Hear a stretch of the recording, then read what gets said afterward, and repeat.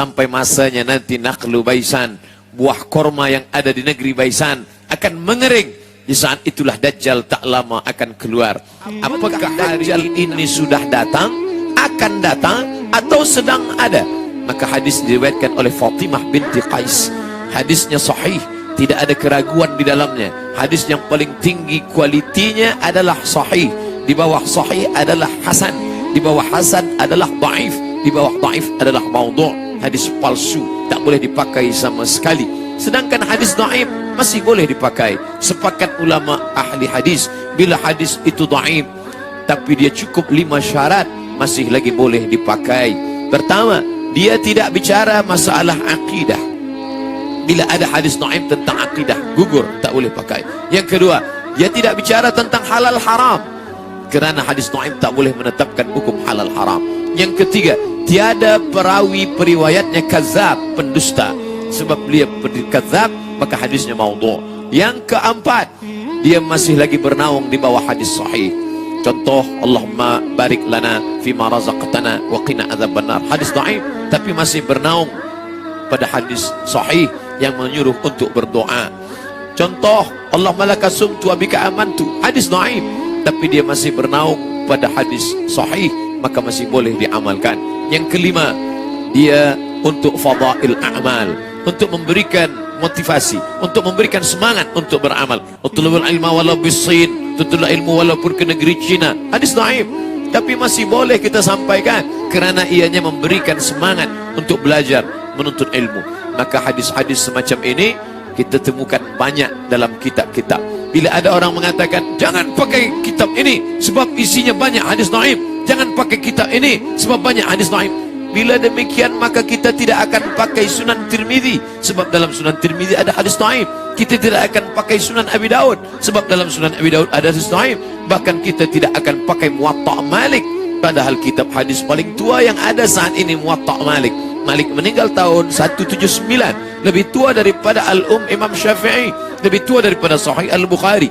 Tapi maknanya bahwa hadis dhaif boleh dipakai. Bahkan kitab Musnad Ahmad bin Hanbal yang isinya lebih daripada 30.000 hadis, tetap di dalamnya ada hadis dhaif. Bahkan Imam Bukhari pun menulis kitab yang isi di dalamnya ada hadis dhaif, tapi bukan Sahih Bukhari.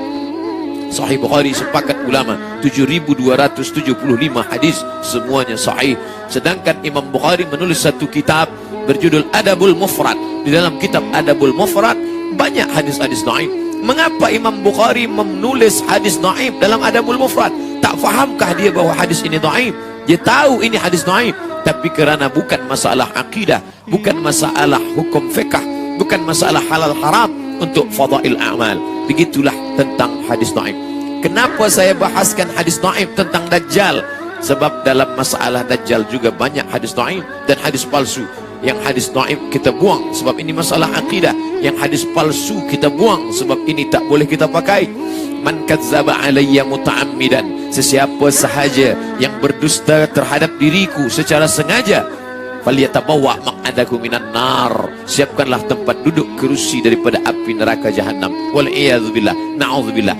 Adapun hadis Fatimah binti Qais, hadisnya sahih tentang Tamim Ad-Dari, bahwa ia sampai ke suatu pulau bersama sahabat-sahabatnya, lalu sampailah mereka dalam sebuah dir, tempat ibadah yang tua milik orang Yahudi zaman dahulu kala. Mereka menemukan seorang yang terbelenggu, lalu mereka berbicara dan orang itu bertanya, min aina antum, dari mana kamu berasal? Minal Arab, kami berasal dari Arab. Lalu orang ini bertanya, apakah Nakhlu Baisan? Nakhlu korma, Baisan nama suatu kawasan yang berada di negeri Syam. Bila disebut kata Syam, sekarang menjadi 4 negara: Jordan, Suriah, Lebanon, Palestin. Li'ila fi Quraisy, perjalanan orang Quraisy. Ila fihim rihlatash syita was-saif, perjalanan syita musim sejuk, saif musim panas. Makkah di tengah, Yaman di bawah, Syam di atas. Inilah perjalanan bisnis mereka. Pada masa musim sejuk mereka pergi ke Yaman, pada masa musim panas mereka pergi ke Syam, Yaman, Saudi Arabia, Jordan, Palestin, Suriah, Lebanon. Perjalanan Nabi Muhammad sallallahu alaihi wasallam. Begitu juga perjalanan datuk-datuknya, perjalanan Muhammad, Abdullah, Abdul Muttalib, Hashim, Abdi Manaf, Qusay. Mereka melakukan perjalanan panjang 6 bulan ke bawah, 6 bulan ke atas. Pada masa musim haji mereka berkumpul di Baitullah. Dalam perjalanan panjang ke Yaman itu, sekelompok orang ini bertemu dengan makhluk yang bertanya, dari mana kamu berasal? Kami datang dari Jazirah Arab. Apakah nakhlu baisan masih berbuah? Maka mereka menjawab, ya, nakhlu baisan masih berbuah. Sampai masanya nanti nakhlu baisan, buah korma yang ada di negeri Baisan, akan mengering. Di saat itulah Dajjal tak lama akan keluar. Apakah hari ini nakhlu Baisan masih berbuah? Masya Allah, tabarakallah, wal'iyadzubillah. Allah menunjukkan kebenaran hadis Nabi Muhammad SAW. Nakhlu Baisan hari ini berkurang, bahkan sebagiannya mati, pokok-pokoknya mengering. Bagi sesiapa yang tak percaya, pergilah ke Baisan, menyaksikan bagaimana batang-batang korma Baisan mengering dan mati. Padahal dulu semua mereka memakan buah korma ini seperti korma yang ada di kota Al-Madinah Al-Munawwarah. Lalu kemudian dia bertanya, bagaimana dengan Buhairah Tabariyah? Buhairah danau seperti Al-Bahrul Mayyit, letaknya di Palestin yang sedang dijajah oleh Israel, laknatullah alaihim. Lalu mereka bertanya, apa yang terjadi dengan Buhairah Tabariyah? Masih adakah airnya? Maka orang-orang Arab ini menjawab, ya, airnya masih lagi banyak. Nanti sampai masanya ia akan mengering. Saat itulah Dajjal akan keluar. Subhanallah, Masya Allah, hari ini terjadi kekeringan yang luar biasa. Persediaan air Israel diantaranya adalah dari Buhairah Tabariyah, Danau Tiberias, dan itu sekarang sedang mengalami kekeringan yang luar biasa. Masih lagi ada sebagiannya air, tapi tanah-tanah yang menonjol ke atas sudah seperti pulau-pulau kecil di atas danau.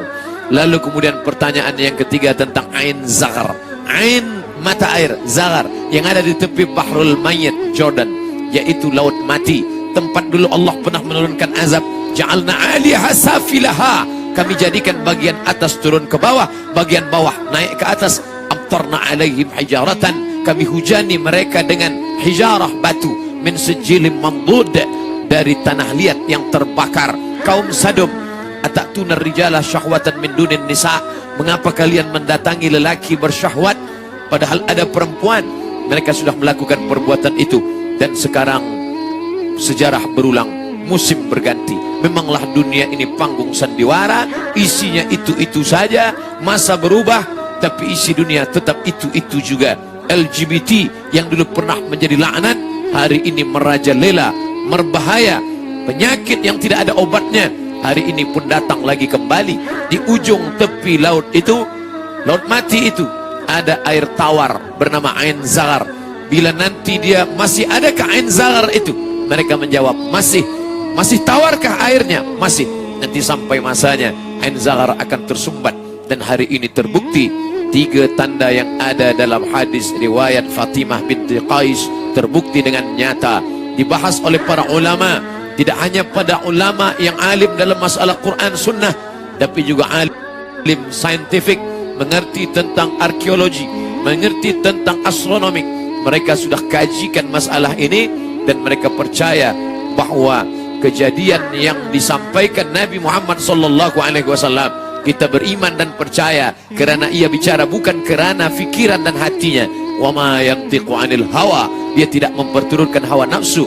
In huwa illa wahyun yuha, melainkan wahyu daripada Allah Subhanahu wa taala. Tajuk kita malam ini bukanlah membuat kita menjadi orang yang ketakutan. Saya tak ingin selepas kajian ini semua balik ke rumah dalam keadaan ketakutan sehingga tidur tak lelap, makan tak kenyang.